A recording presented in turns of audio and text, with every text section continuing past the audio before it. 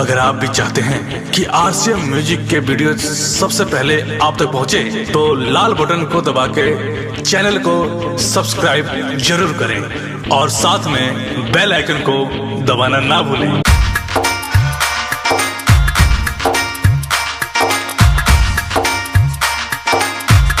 देखी भैया एगो औरत के पति परदेश बने, औरतिया बिलोक के रोतिया कहतिया, कैसे कहतिया आई सुनी के गाना के भाव से भैया।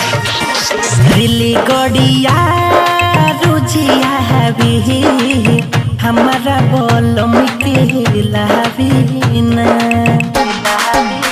अरे रिली गड़िया रोजिया हवे रे हमारा बोलम के लावे ना।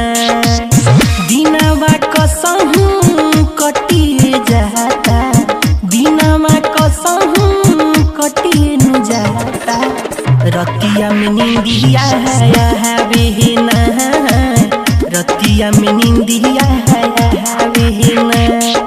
रेली गड़िया रोजिया हवे हमारा बोलम के लावे ना।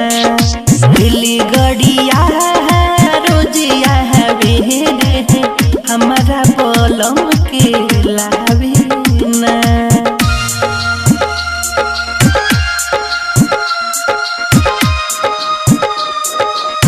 हमारा बोलम के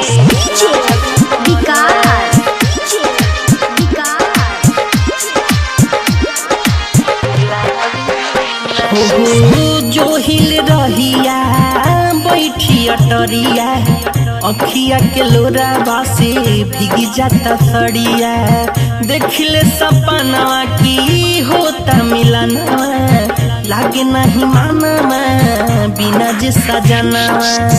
बिरह वियोग में जियत बानी, बिरह वियोग में जियत बानी। केहू दिले बहला हवे ना, केहू दिले बहला हवे ना।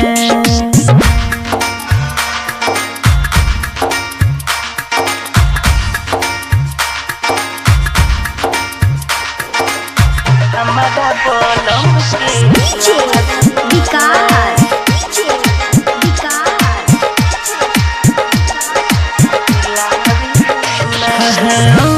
के न लागे तनिक गहनावा, सैया के बिना सुना लागे लायंगनावा।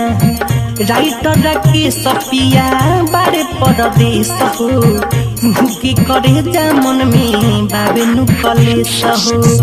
मिठू मारसल शिव मन मोही, नवनीत भोला शिव मन मोही। हमारा के समझावे ना, हमारा के समझावे ना।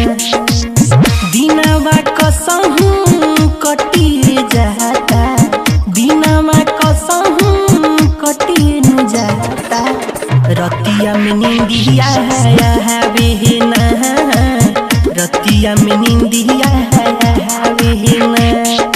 रेली गड़िया रोजिया हवे हमारा बोलम के लावे ना। रेली गड़िया रोजिया हवे हमारा बोलम के लावे।